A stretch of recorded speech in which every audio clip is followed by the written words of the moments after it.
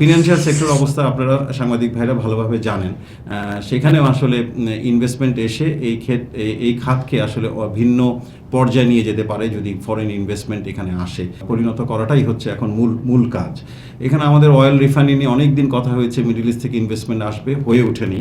IT সেক্টরে বলা হচ্ছে, রিনিউয়েবল এনার্জিতে একটা বড় সুযোগ আসতে পারে এখানে। তারপর এখানে আমাদের ইনফ্রাস্ট্রাকচারেও সুযোগ হতে পারে, আমাদের পোর্ট, এয়ারপোর্ট, এসব বড় বড় যে প্রজেক্ট সেখানে হতে পারে, ব্রিজে হতে পারে। পার্টিকুলারলি যে মিরেশ্বর ইকোনমিক জোন, সেখানে ইনভেস্টমেন্ট দরকার $100 বিলিয়ন।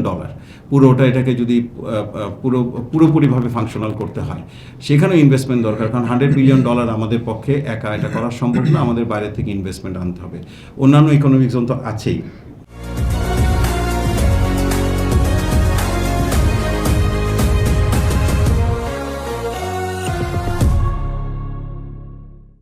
হেলথ কেয়ারের অবস্থা আপনারা জানেন, আমাদের হেলথ কেয়ারের হসপিটাল গুটি কয়েক ভালো হসপিটাল, এরপরে এই জায়গাটা একটা বড় সুযোগ আছে। ট্যুরিজম এরিয়াতেও সুযোগ আছে। ফিনান্সিয়াল সেক্টর অবস্থা আপনারা সাংবাদিক ভাইরা ভালোভাবে জানেন।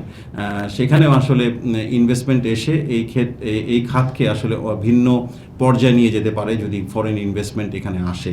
ইকুইটি এখানে অনেক দরকার, কারণ আমাদের ব্যাংকের সাইজগুলা অনেক বড় আকার না হলে আমরা আন্তর্জাতিক পর্যায়ে যেতে পারবো না।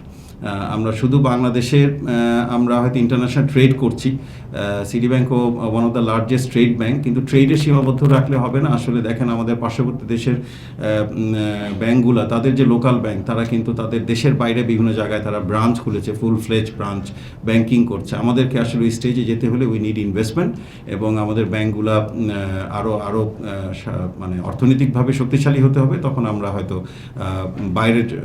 দেশের বাইরে যাওয়ার কথা তখন ভাবতে পারবো।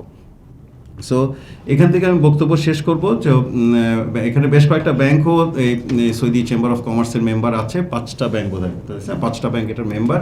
So banking sector will be part of this organisation always.